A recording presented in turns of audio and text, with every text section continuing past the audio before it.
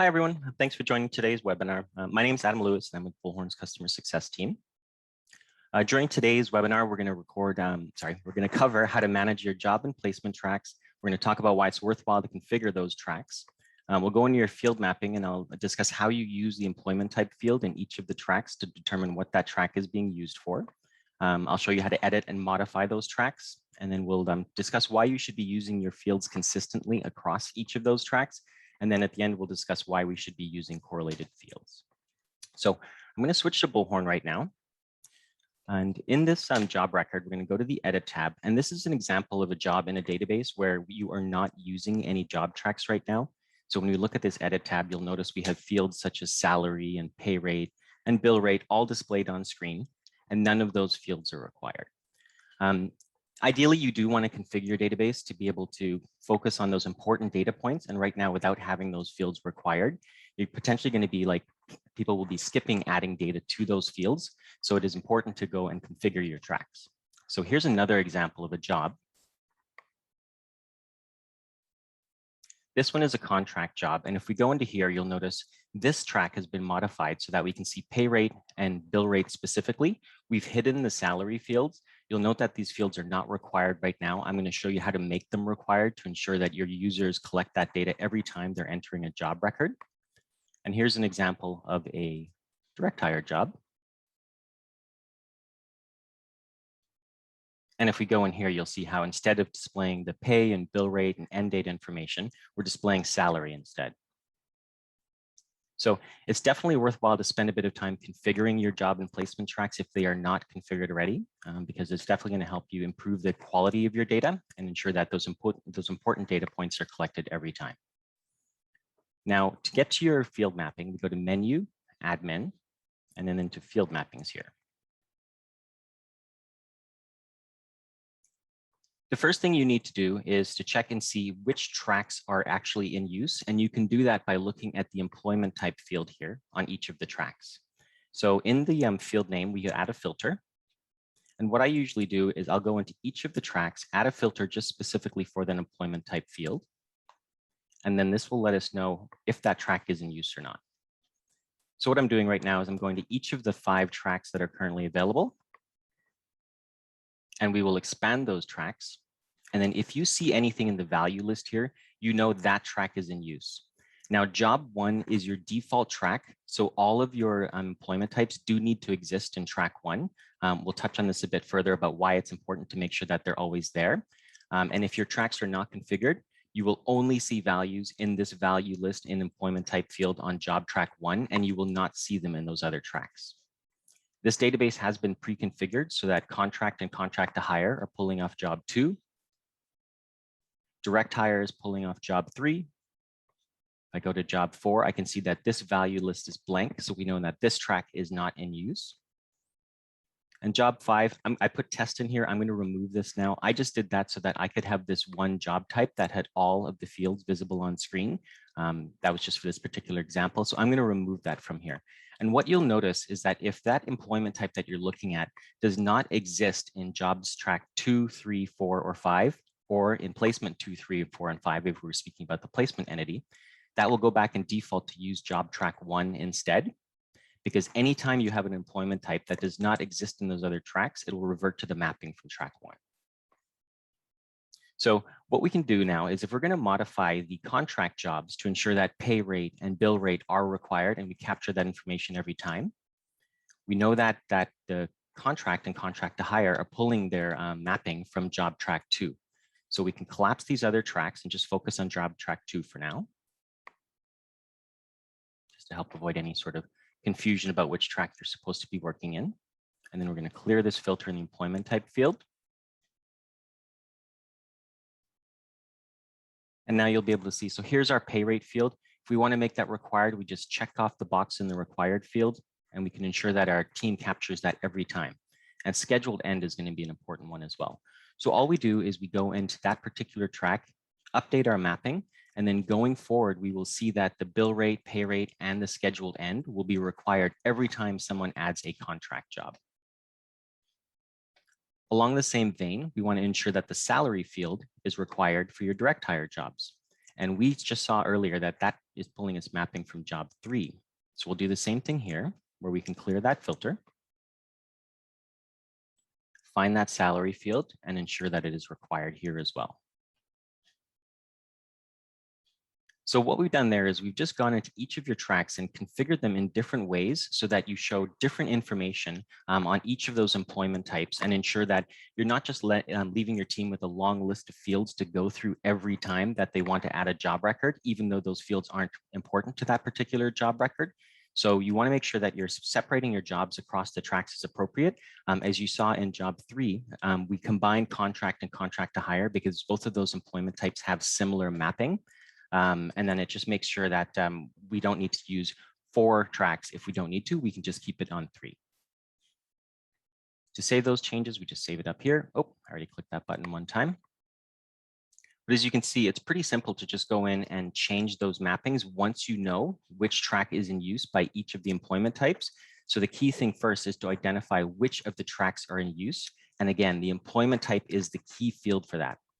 Because if the job type is not listed in that employment type, the employment type is not listed in that field, then that will always revert to use its mapping from track 1 instead. Now, in this field mapping here as well, you'll see that, keep in mind, it is important to make sure that you're using the same field for the same purpose across each of those tracks, because that field, and in this example, I'm using the custom text 11, is the exact same field in all of those job tracks. You don't have a different custom text 11 field in job track 1, 2, 3, 4, and 5. They're actually all the same field and they're all pulling from the same mapping. So now if I go into here,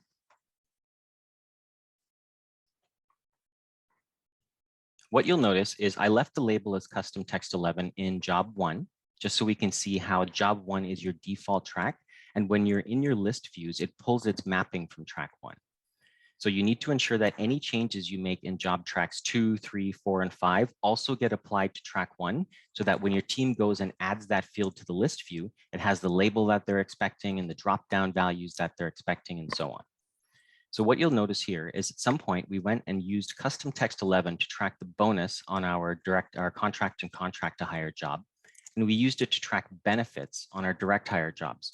So what we've done is we've inadvertently gone and used the exact same field for 2 different purposes.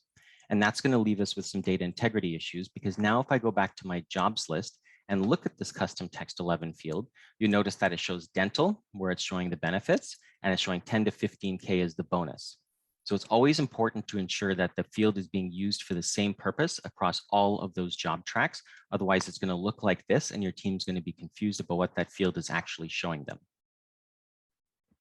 You'll notice as well that the field is still labeled as custom text 11 here instead of showing benefits or bonus.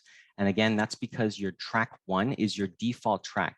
And that's because when you're in the jobs list, we can't pull the mapping from track 2, 3, 4, and 5 and show the labels from multiple tracks. It does need to default to one particular location. So what it does is it defaults back to track 1, and whatever your mapping is in there is what your team will see in the list views. So you need to make sure if this is actually going to be the bonus field or the benefits field, you go and update that in track 1 as well. So instead of looking for custom text 11, they can add that field named benefits or bonus, whatever it happens to be. So if I wanted to go and change this label, and just to make sure that the mapping is correct, I would come into here, I would decide what I am actually wanting to use that field for. And if I decide that it's going to be for benefits, I would want to carry that label across each of the tracks where it's going to be in use. If you're not using a particular track, like we know that job 4 is not in use, you don't need to go and update the label there because nobody's using that track anyway. And as long as you've updated that in track 1, you have a point of reference that you can go back to in the future to ensure that the mapping is correct and that field has not been used in the past. So it's not going to have data that's going to conflict with the way you want to use it now. So what we'll notice now is I've saved the change. I've determined this is going to actually be my benefits field across each of the tracks. And now if I were to go back to my jobs list after logging out and back in and into my columns here, I would be able to remove custom text 11, and then I would be able to add it as benefits instead, because I have gone and changed the label in job track 1, which again is that default track. So you do need to ensure that the label and the options are correct in job track 1 for your list views. You also want to make sure that the edit type is correct. So if we'd made this a drop-down field in job track 2 or 3, you would want to click on the text here, change the edit type to drop-down, and put in all of your options that you would want your team to be able to choose from, so that when they're in that jobs list and clicking on the drop-down, they have each of those values that they see when they're inside the field as well. So that's why it's really important to make sure that you're using the field consistently across each of the tracks to ensure that you're not confusing your team with bad data and then have a big cleanup project potentially ahead of you in the future. Another thing to note is that if you are using a particular field in one of the tracks, job 2, 3, 4, or 5, you do need to go and unhide that field in track 1 and make that field visible. Because if you do not unhide that field and you leave it hidden in track 1, it could potentially cause data display issues where you add data to that field, you go and save it, and the field blanks out. And that's because that field is still hidden in track 1, which is the default track. So if you ever notice that happening, all you do is just go to track 1, look for that particular field. You'll see that it's hidden. Just go ahead and unhide it, save those changes. Whatever data you saved to that field before will now be visible in each of those job records which you had updated. But it's very important to remember that job 1 is your default track, and any changes you make in those other tracks should always be applied to job 1.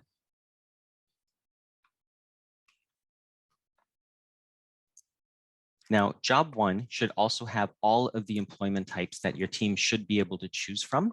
So when we go into here, let me copy employment type again.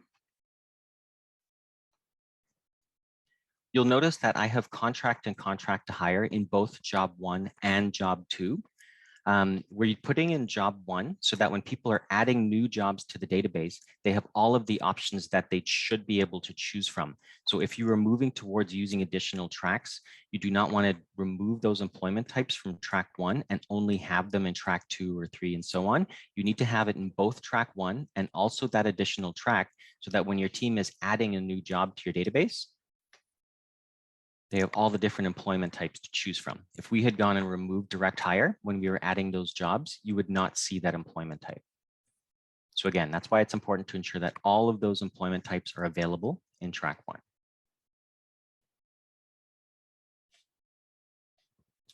1. Track 1 is also going to be the one for your list views, as I mentioned. Let me pull up a thing here.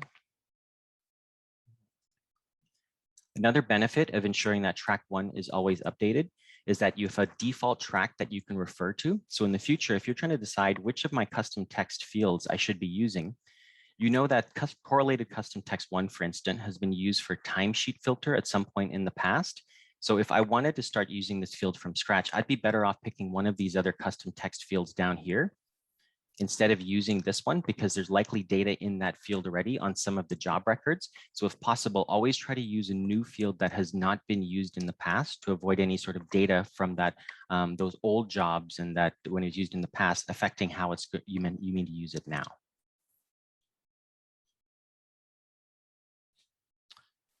Next thing we'll do is we'll spend a bit of time talking about the correlated fields.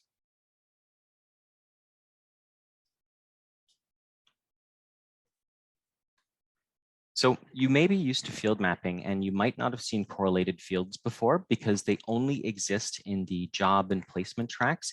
You do not see them in records such as candidates and companies and all that, because these correlated fields are specifically meant to carry data from the job records to any new placements that you create. So for instance, if we wanted to use this correlated custom date 1 to track a particular value, we would go and let me just clean this up a bit here. We can focus on the 1. You need to make sure that you rename this field in both job 1 and job 2 if we're wanting to use it there as well. And let's just say it's something as simple as their date of birth because you wanted to track that. Or like date of hire, maybe we should go with.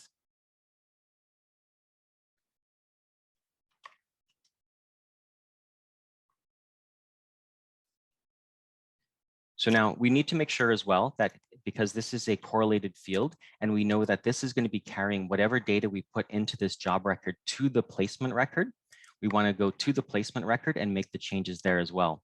So very similar to your your job tracks, you have placement 1, 2, 3, 4, and 5. It works in exact same way in that placement 1 is your default track. And this is what your placement list is going to be pulling its field labels and drop downs from. So you always need to make sure any changes you make in placement 2, 3, and 4, and so on are made in placement 1, similar to what we spoke about with the jobs. So now what we can do here is we would rename this field to be date of onboarding, unhide the fields. And what this allows us to do is put that data onboarding date into that job record, because we know that date at that job level, and automatically carry it to the placement instead of having 2 steps where first we need to enter it on the job and the people need to manually copy it on the placement to make it available there.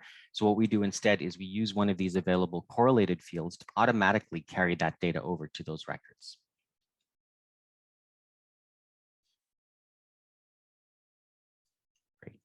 So correlated fields can be very helpful, and they can be a good time saver to avoid any sort of repetitive data entry, because you already have that information at the job level, put it in as a correlated field. If it's a data point that you don't have at a job and you only get it at the placement, don't bother using a correlated field, just use a regular field on the placement, and then you can skip the skip entering that at the job level.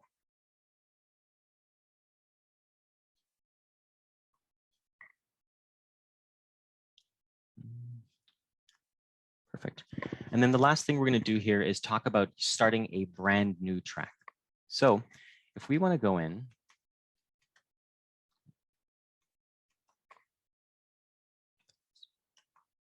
there we go. Let's say we're about to start working with some contingent jobs, and you want to have those on their own track. So we know that job 3 is our direct hire, job 2 is our contract to hire, and job 4 is available.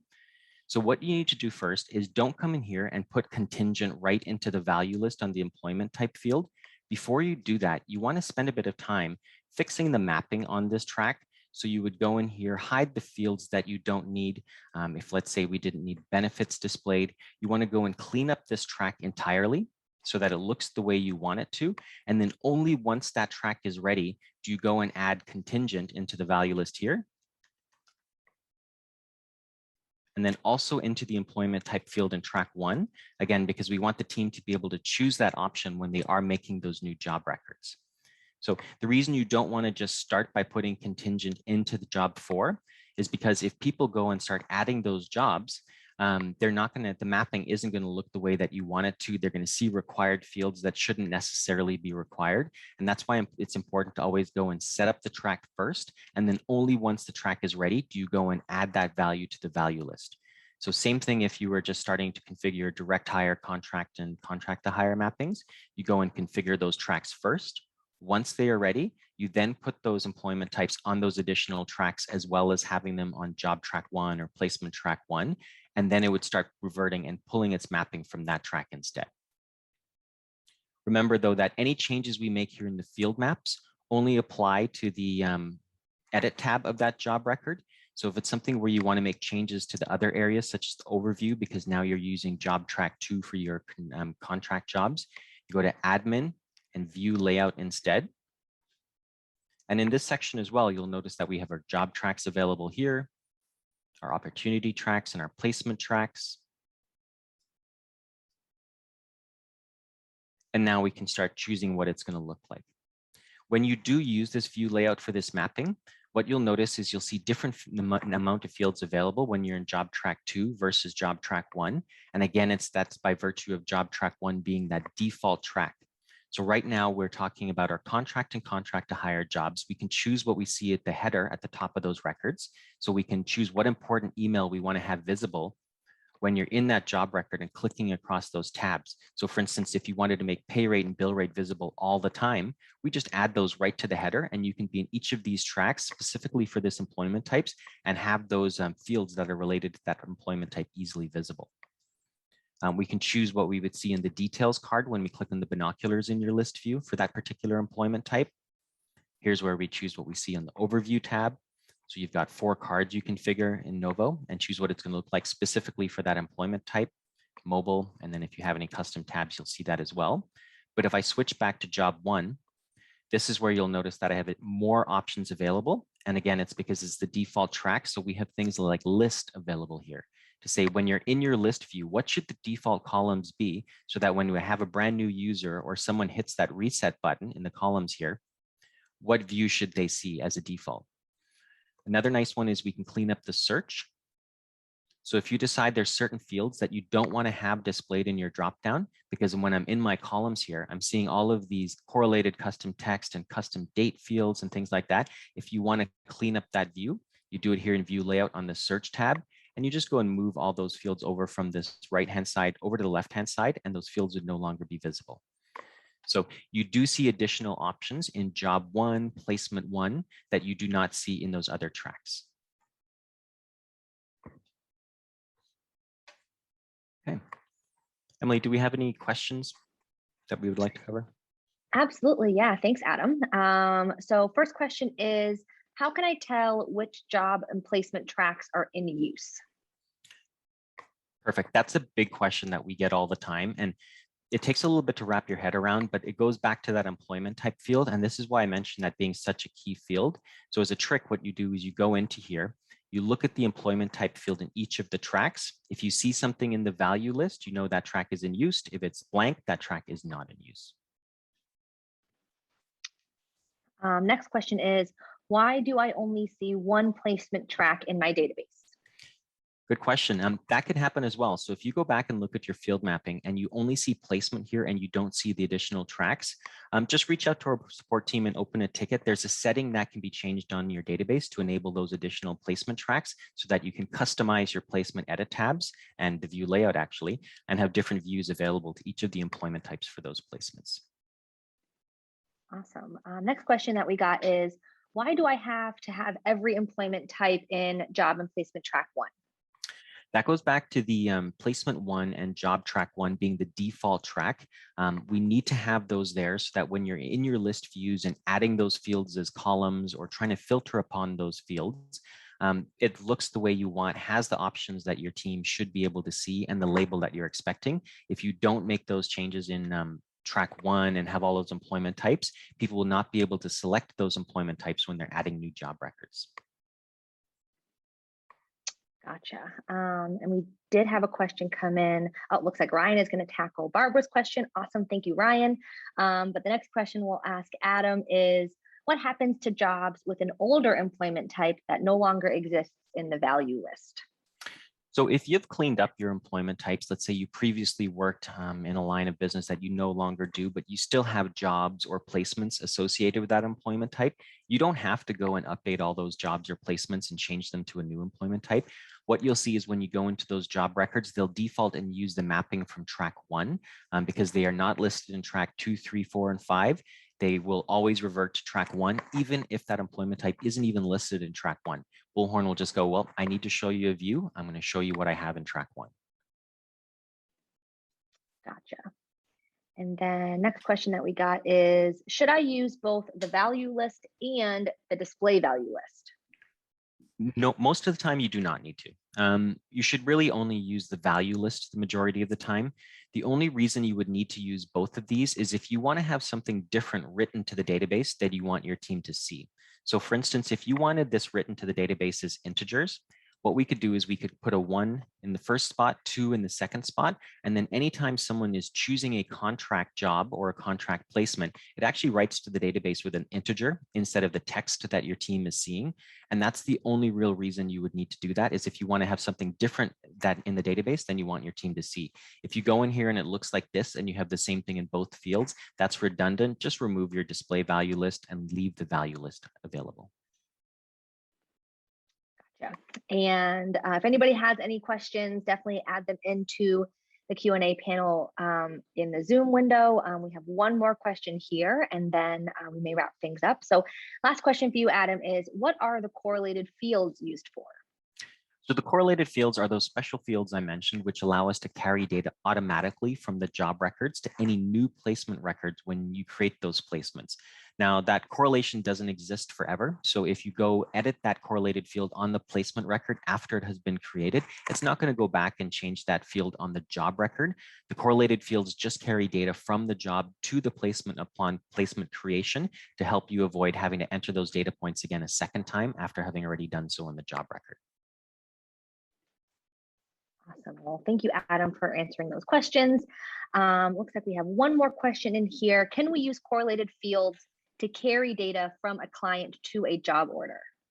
We cannot. We do not have any correlated fields on the company records. They are specifically on the job and placement records. So if I go in here, you'll notice that we don't have any correlated fields there. We do have some fields that will display on those job and placement records so that you don't have to carry them automatically. So for instance, on the placement record, we have a company details card on the overview that will show you some of those data points, but we don't have correlated fields in the other entities. It is specifically from job to placement. Thank you, Adam, for all those really great questions. All right, well, that is it for today's webinar. As a reminder, we'll be sharing the webinar recording with all attendees within the next 24 hours. And if anybody asks a question that we didn't get to, we will follow up with you via email. I also wanted to share that Bullhorn hosts a virtual conference experience every year, and our Engage X Europe conference is coming up next month on the 12th of October. So if you are local to the UK, Netherlands, Germany, mainland Europe, any of those regions, be sure to register. It's free. It's on October 12th, and it will be a great day of breakout sessions and keynote speeches. You can get all the details about that event at engage.bullhorn.com. And for any additional resources, don't forget to log into the Learning Hub through the customer community at help.bullhorn.com. If anyone has any other questions, definitely feel free to reach out to us, and we will be happy to help out. I wanted to extend a big thank you to Adam and Ryan today for answering all of our questions and helping us learn more about job and placement tracks, and hope everyone has a great rest of your day. Thank you, everyone.